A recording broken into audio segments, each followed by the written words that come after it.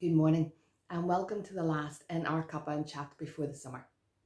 Throughout the month of July, I want to use the time I would have spent on technology for the pause for prayer and Cuppa and chat to get out and see some of you face to face.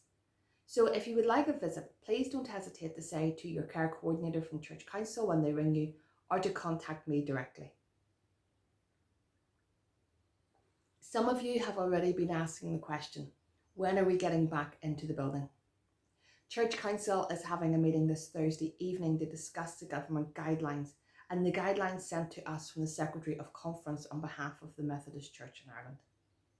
What I can tell you just now is that we won't be back for Sunday worship over the summer, and no firm decisions have been made for after that. This is an ever-changing picture with a lot dependent on the vulnerability of each congregation and the local community spread of the virus. As Paul reminds us in 1 Corinthians 10:23, everything is permitted, but everything isn't beneficial. Everything is permitted, but not everything builds each other up. So as we move forward, we will be keeping within the guidelines of all that is permitted by our government and the Methodist Church in Ireland, but also seeking God for what is beneficial and will build each other up at this time. But enough from me this morning. I'm really pleased that our district superintendent, the Reverend Philip Agnew, was able to take some time out of his hectic schedule to share a little thought with us this morning in Cumber. So get comfortable, get your cuppa, and enjoy listening to Philip Agnew. I'll see you all soon. Bye. Hello, I'm Philip Agnew, the District Superintendent for the North Eastern District, and I'm delighted just to be able to give my greetings to all the folks in Cumber, and thank you to Nicky for giving me the opportunity just to say a few words. I guess all of us have our own story to tell of these past weeks. I know that some of us will have been through a very difficult time and a stressful time. Others maybe have found this a time of a bit more rest and reflection. I know for myself, we've seen life at the opposite end of the spectrum. We had our first grandchild born in Vancouver in Canada. And then my mother these past few weeks just really lost her independence and fell a few times, and is now has had to go into full-time residential care. And with that and all the ups and downs of life, I know emotions have been a bit like a roller coaster. And you'll have your stories as well. I was really sorry to miss your anniversary. I know it was a big anniversary and lots of plans had been made, but I guess like for all of us at this time, our best laid plans have had to be changed.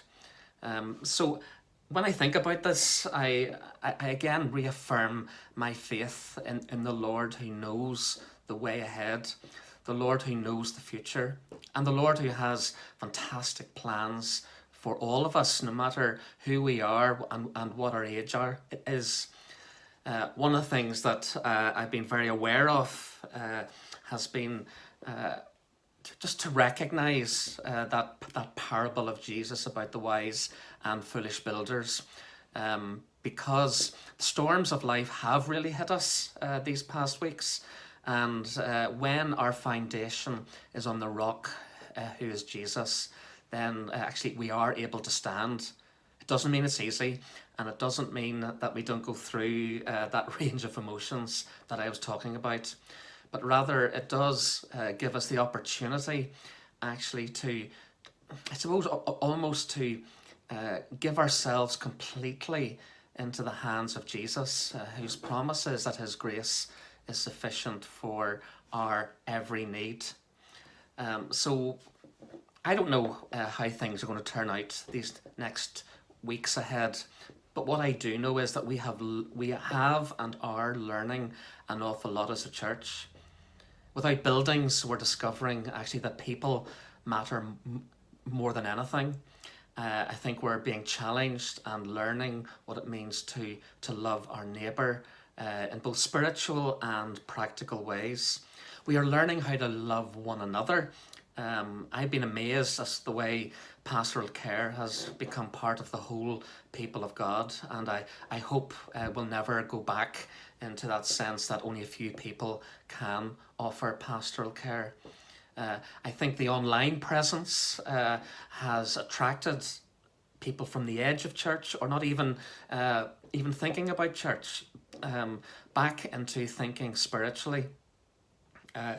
There's definitely a need out there that has been crystallized by the pandemic, whereby the that need for God, that need for security other than materialism or the busyness of life, has become very evident. So the world has changed, and so we as a church, I think, are also being changed and have to continue to adapt to whatever the situation happens in the days and weeks that lie ahead. And just a particular word, if you have gone through a time of real grief in this period, whether it's through the loss of loved ones or just that real sense of loss of human contact and so forth, the Holy Spirit, the Comforter, is the one who truly gets alongside of us. I've discovered that more and more we're beginning to realise just the depth of God's grace in the midst of grief. And the stories I'm hearing of just how God has really helped people through really, really terrible situations have been wonderful to hear. So our confidence is not in ourselves. Our confidence is in the Lord, who uses times like this to draw us near to himself. So folks, I just want to wish you really well. I look forward at some point to being amongst you again properly. I thank Nicky and her leaders for all their hard work during this period. And I thank God above all else that he has continued to work by his Spirit. So the Lord bless you, and we'll see each other soon. God bless. Bye.